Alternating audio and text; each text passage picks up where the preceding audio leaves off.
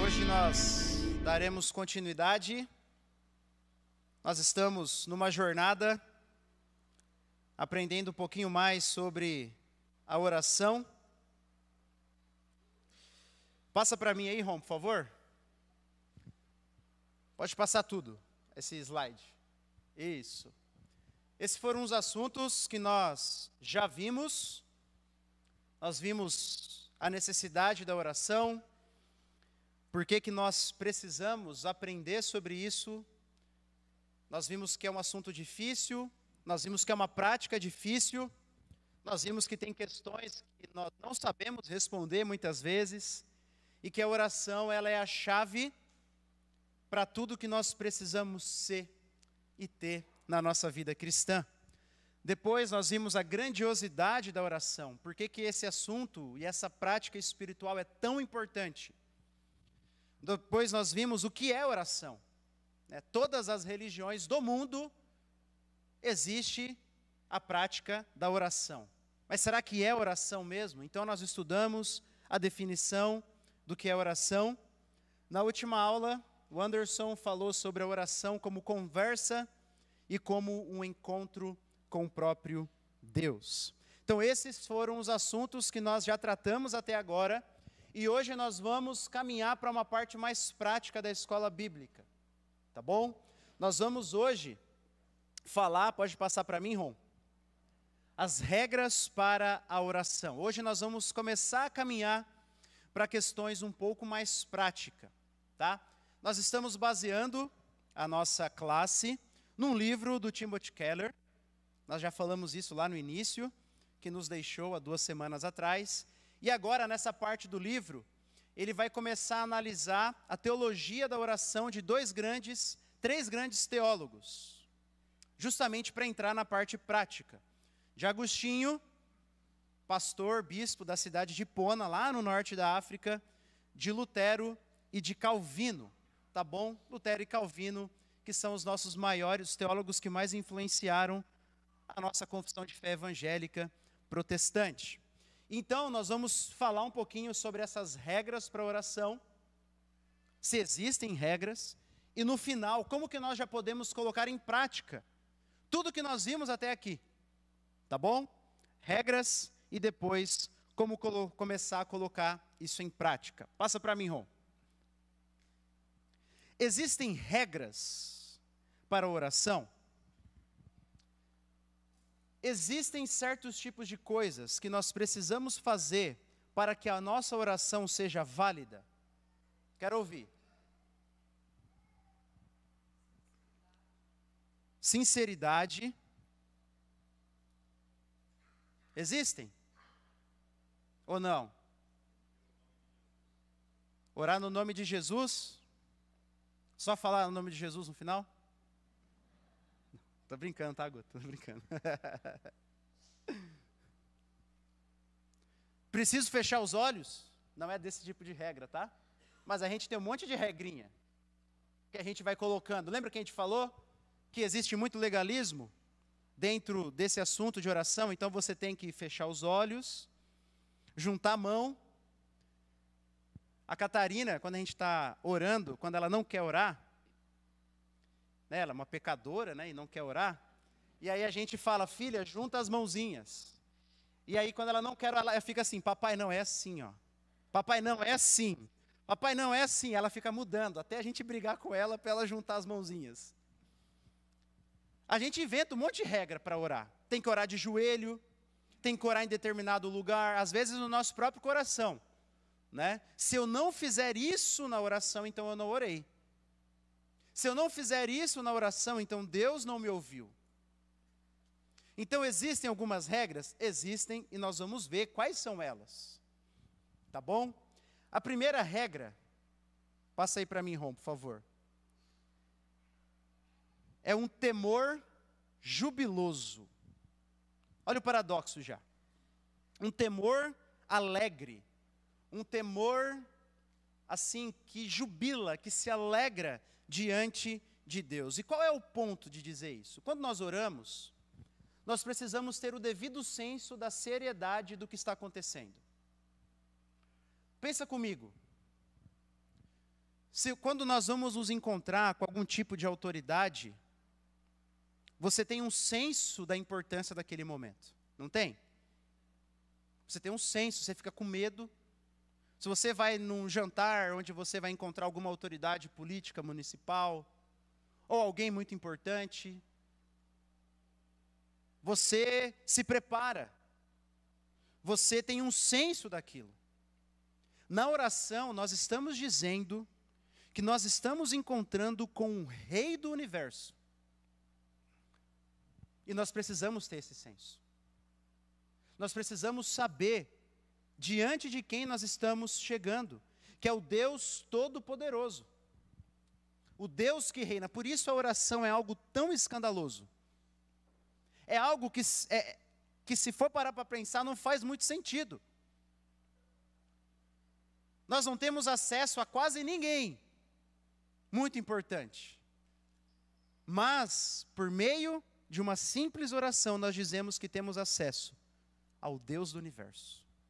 E nós precisamos ter esse senso, ter esse temor. Nós já falamos sobre esse temor, um temor reverente diante de Deus.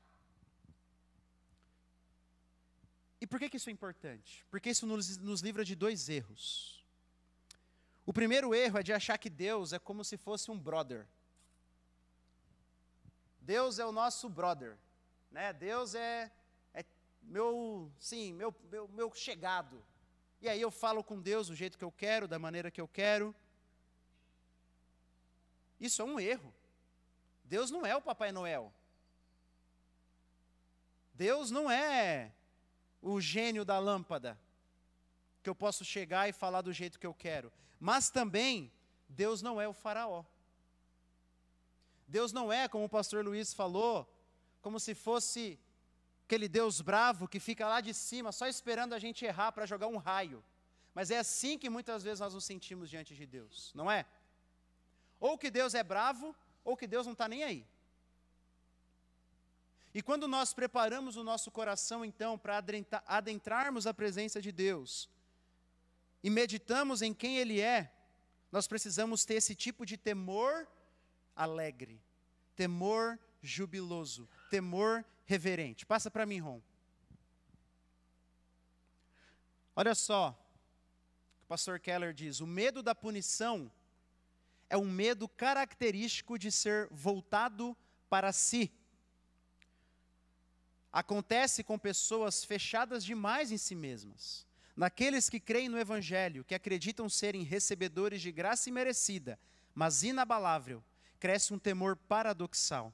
Por causa do amor e da alegria inexprimíveis de Deus, trememos ante o privilégio de nos colocarmos em sua presença e ante o anseio intenso de honrá-lo quando ali nos encontramos.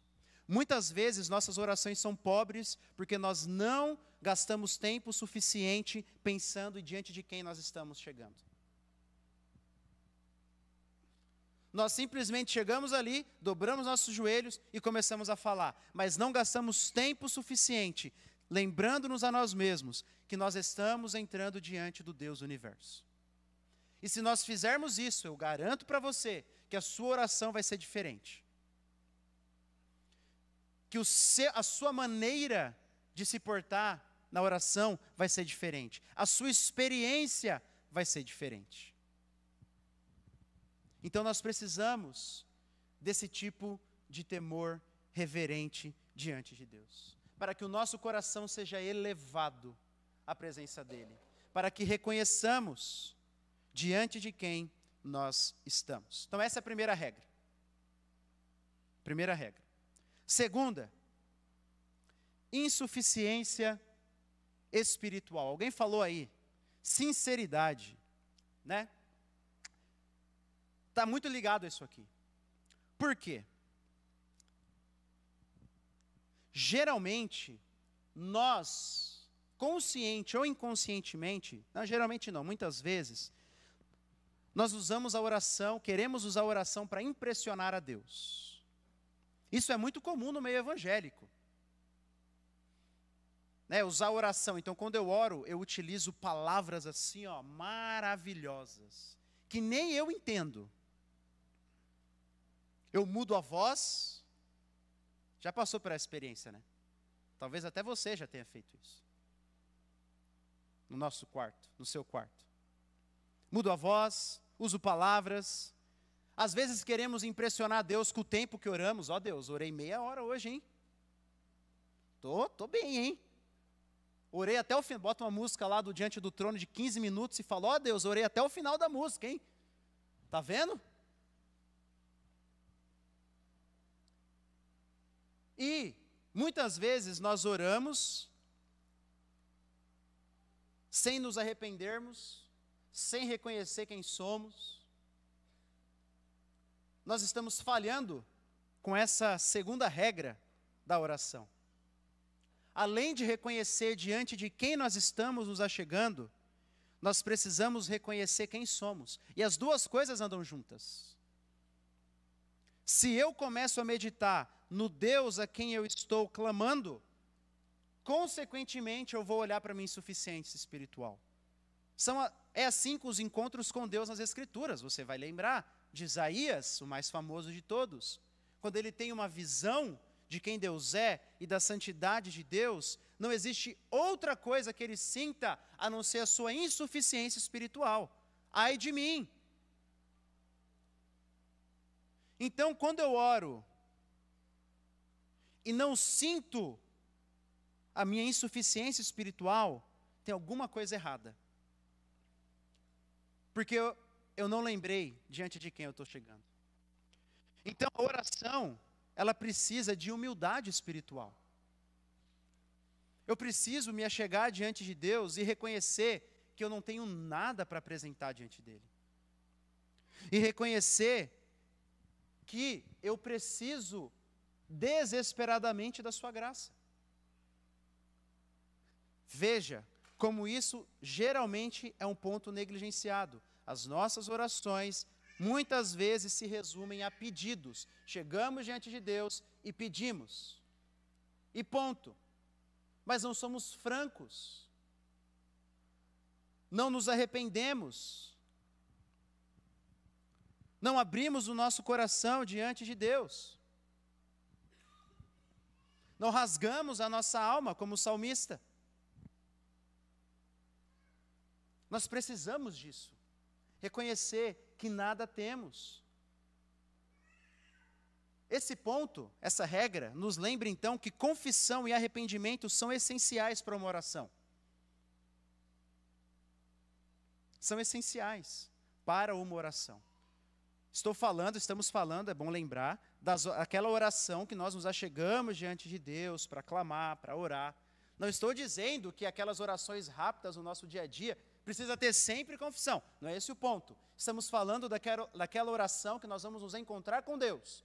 Lembra da primeira aula? Daquela oração que Jesus nos diz para entrar no nosso quarto, fechar a nossa porta e clamar ao nosso Pai que nos vê em secreto. Nós estamos falando desse tipo de oração. E esse tipo de oração, então, precisa ter confissão, arrependimento, reconhecimento da insuficiência espiritual. Precisa ter isso.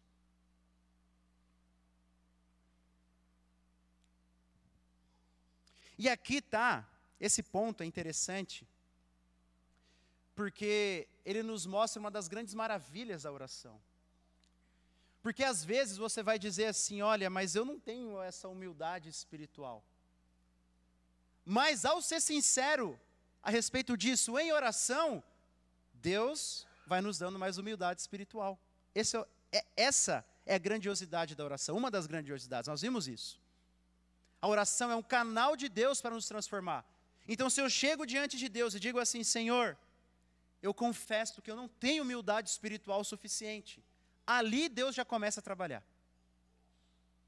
E conforme o tempo vai, e eu começo reconhecendo a minha própria falta disso, mais Deus vai trabalhando, mais Deus vai trabalhando. Essa é uma das maravilhas da oração. Eu gosto muito de um hino, que tem no Cantor Cristão, mas o Cantor Cristão é a tradução do inglês, então acaba que perde um pouquinho, mas que mostra o que é reconhecer a insuficiência espiritual. Como é alguém que tem um coração que reconhece que realmente é insuficiente, é humilde diante de Deus. Diz assim, ó, rocha eterna, abrigo para mim, deixe esconder-me em ti.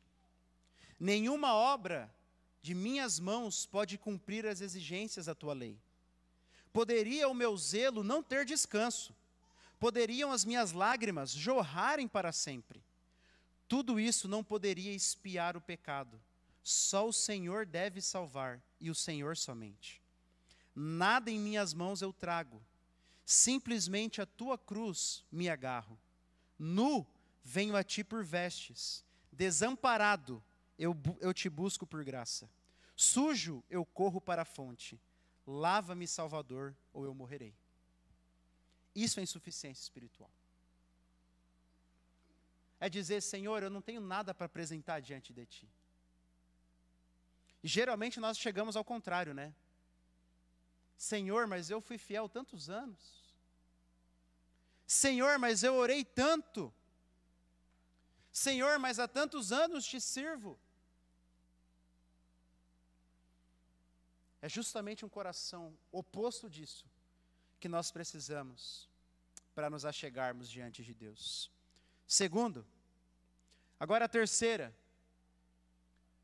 aquilo que o Keller chama de confiança submissa. Nós precisamos confiar no Deus a quem nós estamos clamando. Confiar na tua sabedoria, no seu discernimento, no seu plano. Aqui é mais ou menos como Jesus, Senhor, eis o que eu quero que o Senhor afaste de mim esse cálice, mas contudo seja feita a tua vontade. Nós precisamos disso na oração. Dizer, Senhor, eis o que eu acho que preciso, mas está nas tuas mãos, faz a tua vontade. Isso aqui é uma das coisas mais difíceis também na oração. Geralmente é fácil a gente orar assim, quando é uma decisão assim, não tão pesada, né? Senhor, olha, eu quero mudar de emprego, eu acho que preciso, mas seja feita a tua vontade. Agora é muito diferente orar com essa confiança quando nós temos um ente querido no leito de morte. E nós clamamos a Deus dizendo assim, Senhor, eis o que eu quero, mas seja feita a tua vontade. É difícil isso. Nós falamos já, a oração é difícil, irmãos, a oração não é fácil não. E reconhecer isso é um grande passo. É um grande passo. Tem uma frase de uma missionária, Elizabeth Elliot. Eu não consigo falar essa frase assim, de coração, mas eu oro para um dia conseguir. Ela diz assim, seja lá o que estiver no cálice que Deus está me oferecendo, dor, tristeza, sofrimento ou lamento, como também as superabundantes alegrias, estou disposta a tomar, pois eu confio nele. Difícil falar essa frase, não é? Seja lá o que Deus estiver me oferecendo, ou alegria, ou luto, ou a riqueza, ou a pobreza, eu não sei. Eu estou disposto a tomá-lo, porque eu confio nele. Ai, é difícil. Um dia, esses dias, eu busco sempre orar os salmos todos os dias, e estava passando por uma situação, e meu coração estava sem confiança em Deus. E aí cheguei no Salmo 112, e li isso aqui, que o justo não teme más notícias, confia plenamente no cuidado do Senhor. Primeiro senti como se estivesse tomando um direto de direita, na cara, né? Falando, olha, eu não sou alguém que teme o Senhor, porque eu estou temendo más notícias. Mas como Deus é gracioso, eu orei e falei, Senhor, dá um coração como o do salmista aqui. E aí, Deus acalmou meu coração. Mas nós precisamos ter esse tipo de confiança. Keller, em um outro livro, tem uma frase muito bonita. Deus não te dá tudo aquilo que você pede. Deus te dá tudo aquilo que você pediria, caso soubesse tudo aquilo que Ele sabe. Deus não te dá tudo aquilo que você pede, obviamente. Deus te dá tudo aquilo que você pediria, caso você soubesse o que Ele sabe. Se eu e você soubéssemos o que Deus sabe, nós pediríamos exatamente as coisas que Deus nos dá. E por isso nós podemos confiar no Senhor, no nosso Deus, que faz sempre o que é melhor para nós. Penúltima. Esperança. O que quer dizer isso? Passa aí, Rom. Primeiro.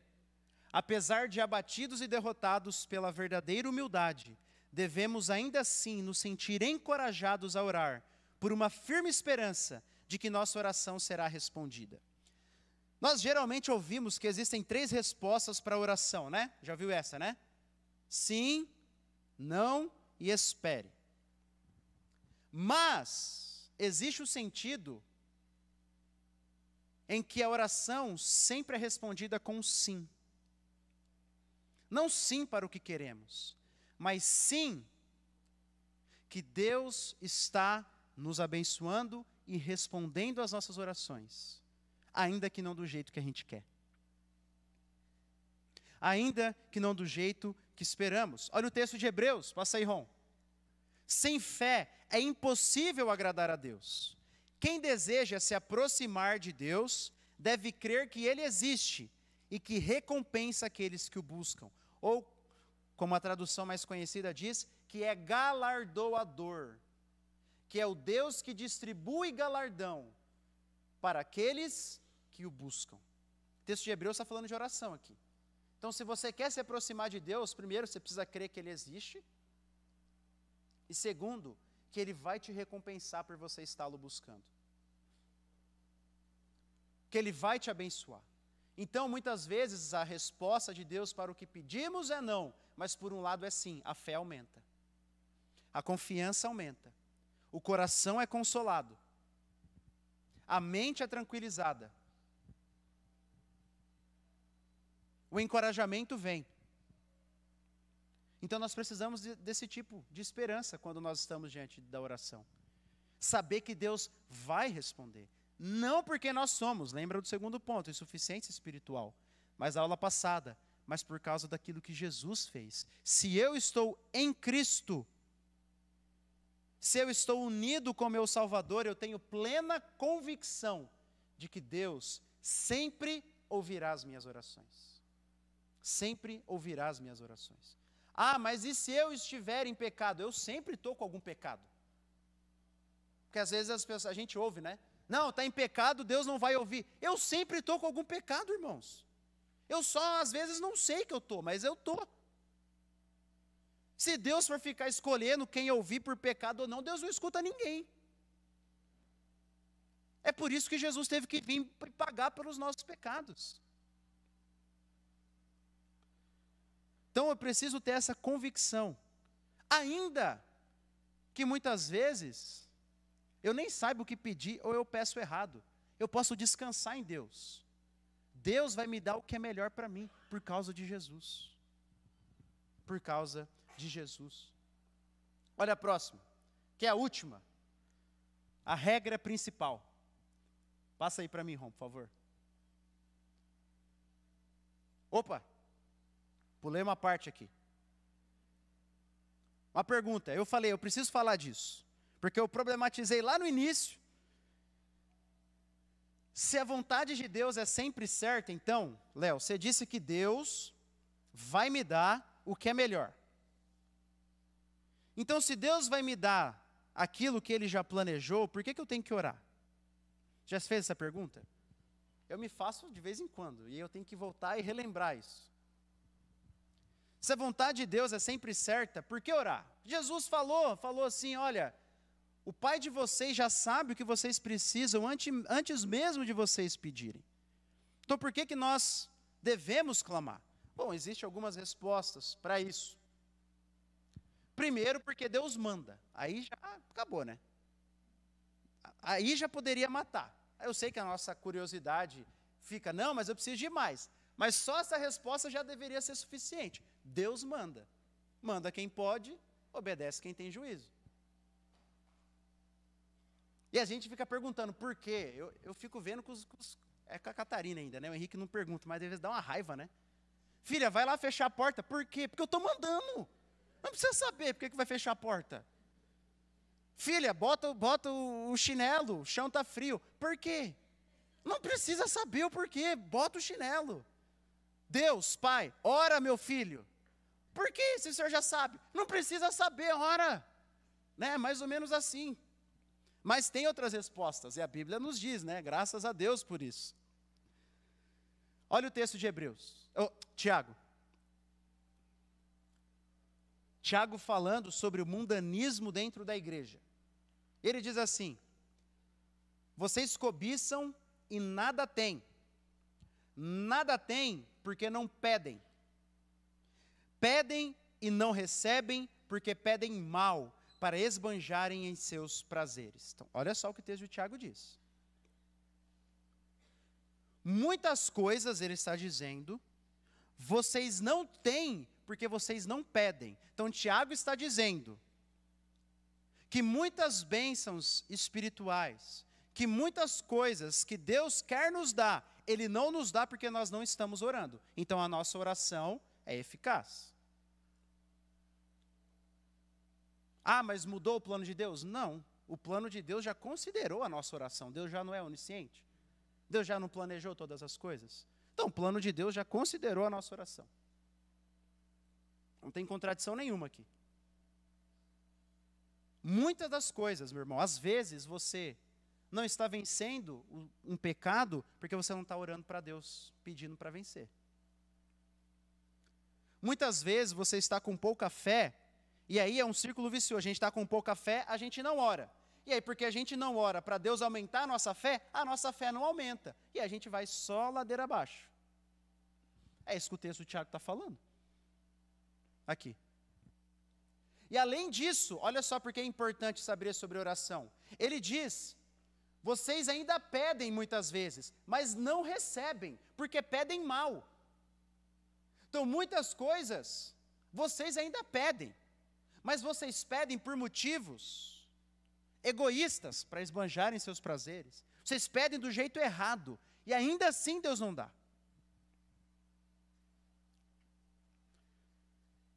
Então, sim, muitas das coisas que Deus tem guardado para nós só virão por meio da oração.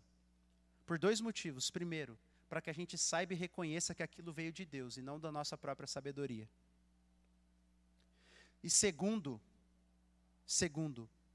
para que o nosso coração aprenda a esperar em Deus. Então, a vontade de Deus é sempre certa. Por que orar? Porque muitas das coisas que Deus quer nos dar só virão por meio da oração. Ah, mas que coisas são essas? Eu não sei, Deus não fala, então eu vou pedir por tudo. Incentiva a oração. E até Deus não dá, que o meu coração aprenda a esperar nele e na sua sabedoria. Alguma dúvida? Toca aí, Ron. Pode tocar. E aí vem a última regra, a regra principal, que é a regra da graça. Por quê? Quando a gente fala regra, já vem um monte de coisa na nossa cabeça, né, de seguir as regras, obedecer às regras, e pode vir também um pequeno equívoco, de achar que, porque eu sigo as regras, agora minha oração vai ser aceita. Passa aí. Nossas orações não são aceitas porque seguimos as regras. Nossas orações são aceitas por causa de Jesus. E se eu tenho humildade espiritual suficiente, eu sei que eu nunca consigo cumprir as regras o suficiente. Mas porque eu desejo honrar a Deus, eu busco então obedecê-lo. Mas, ainda que Deus esteja me dando muita graça, para caminhar em santidade.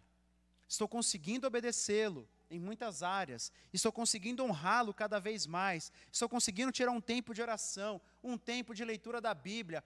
Minha vida espiritual está voando. Eu preciso lembrar dessa última regra. Ainda assim, Deus não me atende porque eu estou com a minha vida espiritual lá em cima. Deus me atende por causa de Jesus. Deus não me atende porque eu estou jejuando, orando e fazendo tudo todo dia. Deus me atende por causa de Jesus. Isso gera duas coisas em nosso coração.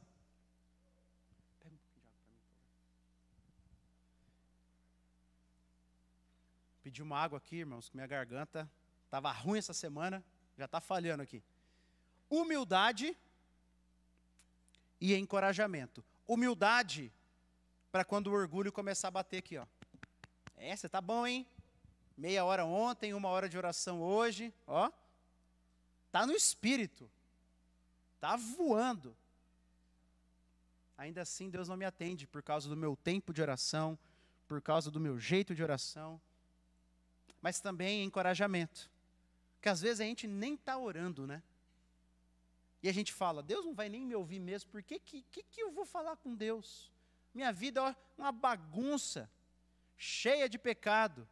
Por que é que eu vou me atrever a falar com Deus, irmãos? Deus não nos atende, e a gente precisa falar isso todo dia, porque a gente acredita nisso, a gente fala isso para nós mesmos, é nos ensinado isso, todo santo dia quase, na cultura evangélica, nos pregadores, muitas vezes aí de Instagram, de videozinho, no WhatsApp. Deus não me atende.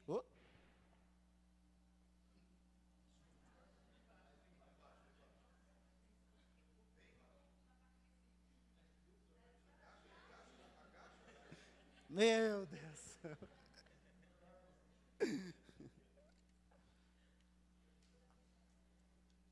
Obrigado, Yuri. E por isso, final, que nós oramos no nome de Jesus. O Anderson já explicou, não vou explicar, a oração no nome de Jesus não é uma fórmula, nem preciso usá-la no final, se eu não quero, mas é relembrar que eu me achego diante de Deus por causa de Jesus. Eu sou bem-vindo diante do trono da graça, como Hebreus diz. Se você quiser se achegar, se você está precisando de alguma coisa, você pode se achegar diante do trono de graça, por causa do nosso grande sumo sacerdote, por causa de Jesus. Passa para mim, olha essa citação. Podemos, portanto, orar com confiança, porque Ele, Deus, não nos dará tudo o que quisermos. Peça com fé e esperança, não tenha medo de pedir pela coisa errada. É claro que isso acontecerá, uma vez ou outra você vai pedir pela coisa errada, mas Deus ajusta o resultado com sua incompreensível sabedoria. Clame, peça, suplique, você receberá muitas respostas. Por fim, quando não receber uma resposta, ou quando a resposta não for a que você deseja, use a oração para capacitá-lo a descansar na vontade do Senhor. Então, não fique muito preocupado aqui com o que o Keller está dizendo. Não fique racionalizando demais, mas será que eu peço por isso, por aquilo? Sinceridade. Abra o coração diante de Deus. Deus, em sua sabedoria e soberania, não vai te dar algo que está fora dos seus planos. Fique tranquilo, confie no Deus que conhece todas as coisas. E quando você não recebeu o que você está pedindo, descanse nele também. Use a oração para aprender a confiar. Então é isso que essas 5 regras nos diz. Passa aí, Ron, vamos relembrar. Temor jubiloso, alegre, temor alegre. A insuficiência espiritual, confiança na resposta que Deus quiser dar, esperança e, por último, graça, a regra da graça.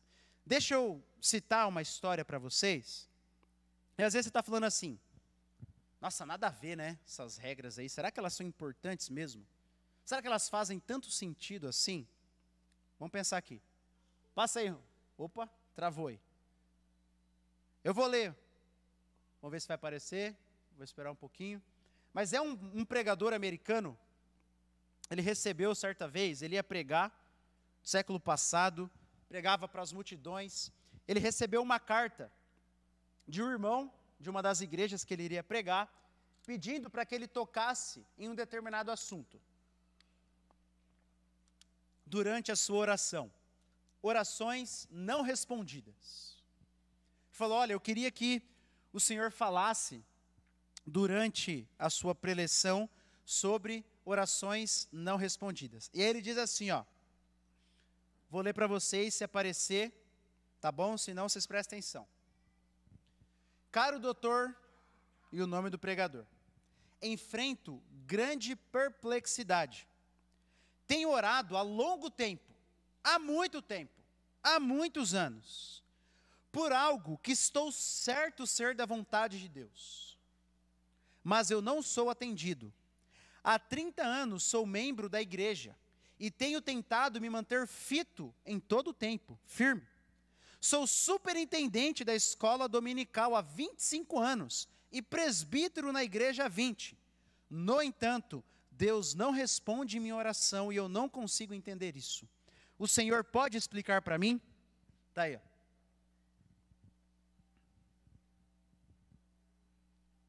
O que vocês acham que ele respondeu?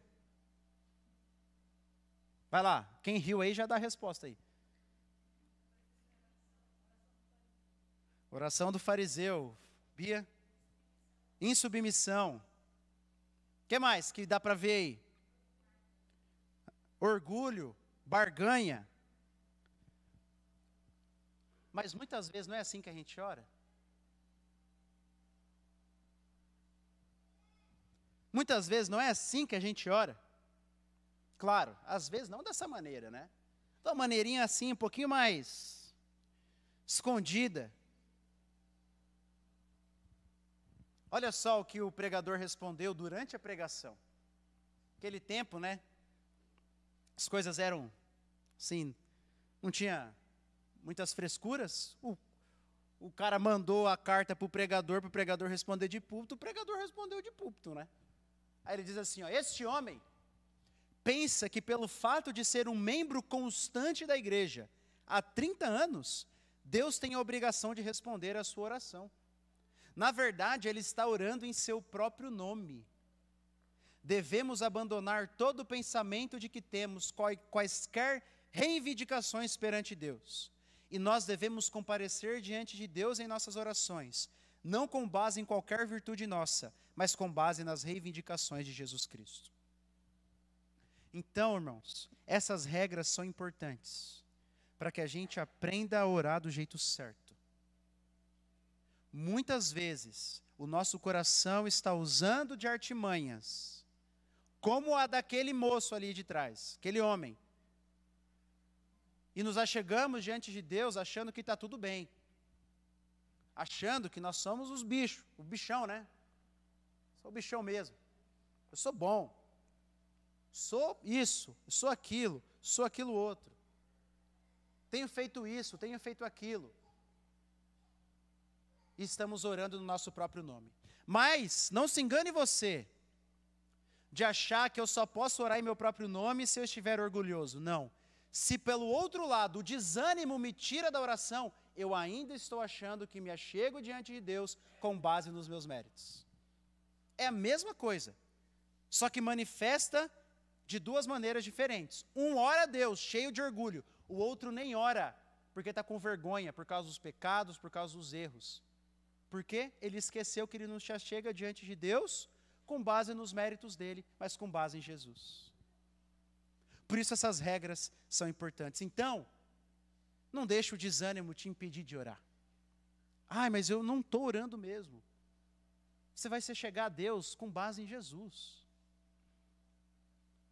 E não deixe o orgulho te fazer orar errado. Lembre-se que você está se achegando a Deus com base em Jesus, nos méritos de Jesus. Então essas foram as 5 regras de oração. Lembra que eu falei que Keller analisa dois teólogos, três, mas basicamente dois. Primeiro, Calvino, essas regras vêm do livro de Calvino sobre oração. E agora, Keller, ele vai analisar uma carta de Lutero para um irmão em Cristo que havia sido preso. E Keller estava ensinando ele a como ele poderia orar. E nós vamos falar um pouquinho sobre isso, porque agora as nossas próximas aulas vão se basear em como nós podemos praticar a oração, tá bom? Mas eu já vou dar aqui um spoiler para que você possa começar a se preparar.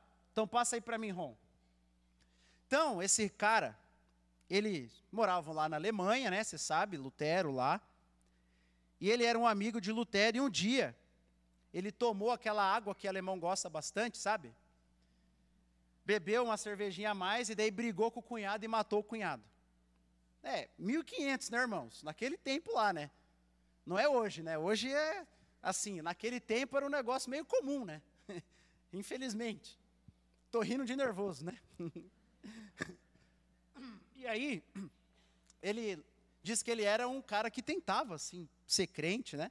E aí ele ia para a pena de morte. Aí Lutero pediu para não prender ele, para não matá-lo, mas para prendê-lo, né? Para ele ficar lá isolado. E aí ele estava lá, se arrependeu dos seus pecados, etc., né? E aí ele pediu como que ele poderia orar.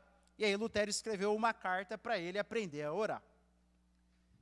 E aí, ele dá algumas dicas bem práticas que a gente vai falar para vocês, para que você já comece. Olha, já estamos na quarta aula, já está bom já para começar. Né? Você está esperando chegar no final para começar, já chega já. Pode começar agora, tá? Lutero escrevendo para ele, disse assim, né? Primeira coisa, básico, crie um hábito. E Lutero indica orar 2 vezes por dia. Antes de começar o dia e antes de dormir. Ele indica esses 2 momentos de oração. Naquele tempo, a teologia em vigor da Igreja Católica, você tinha várias orações durante o dia, várias orações. E na madrugada você tinha mais ou menos 3 ou 4 orações que você tinha que fazer. Claro que ninguém fazia, a não ser os monges lá no monastério, e nem eles, chegou um tempo que nem eles aguentavam. Imagina você estar dormindo e aí durante 4 vezes durante a noite você tem que acordar para orar. Você já está orando, brigando com Deus, né? Fala, meu Deus, como é que eu vou acordar agora para orar? E lá na Europa não tinha aquecedor ainda, você imagina, irmãos? E aí, eles resumiram em 5, Lutero fala que não tem regra, claro, a Bíblia não diz quantas vezes nós temos que orar, mas ele, em sua sabedoria pastoral, indica 2. Antes de iniciar o dia, para você entregar ao Senhor todas as suas preocupações, pedir a sua bênção, e durante a noite, quando você vai confessar os seus pecados, entregar ao Senhor as suas falhas, vai dizer ao Senhor, ó Deus, não foi do jeito que eu queria, mas foi do jeito que o Senhor quis, e assim vai. E aí você vai dormir em paz. Então, crie um hábito. Ele diz, olha, às vezes, você não vai ter vontade de orar, mas você tem que orar mesmo assim. Ele é bem honesto. Você não vai ter vontade de orar, mas tem que orar mesmo assim. Às vezes vão vir desculpas. Só mais um pouquinho, só mais um pouquinho. Deixa eu fazer isso primeiro, deixa eu fazer aquilo primeiro. E ele diz, manda essas desculpas para longe, vai orar. Eu falei, nossa, parece com a gente, né? Só mais um tempo, só mais um jogo, só mais uma conversa, só mais 10 minutinhos de sono. Só mais um despertador, né? A gente bota 5 despertadores para acordar, bota só mais um. Depois, por mais que ele diz que a gente tem que orar, mesmo que a gente não está com vontade, mas é muito importante que as nossas emoções estejam envolvidas na oração. Ele vai dizer isso.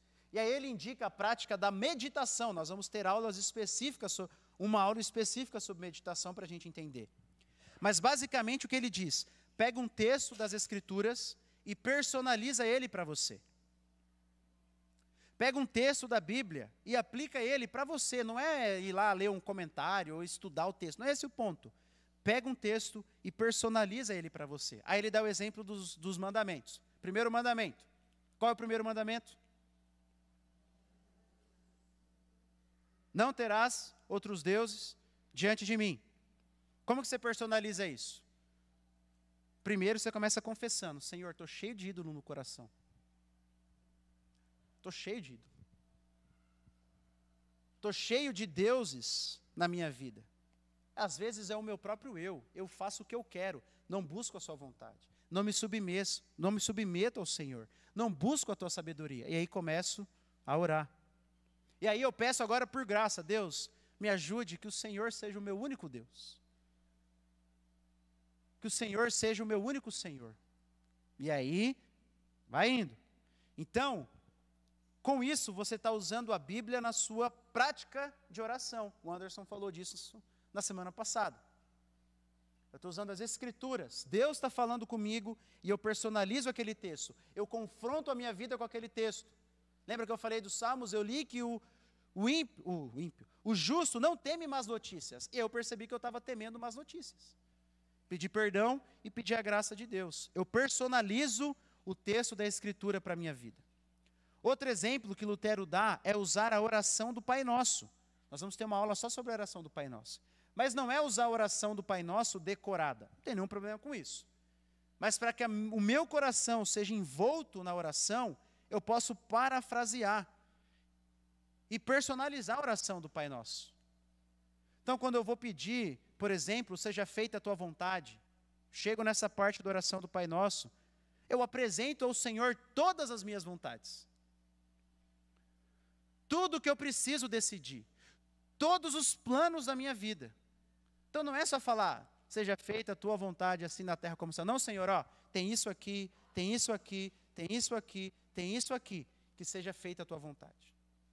Então imagina se a gente faz isso na oração. Só que já deu um bom tempinho, né?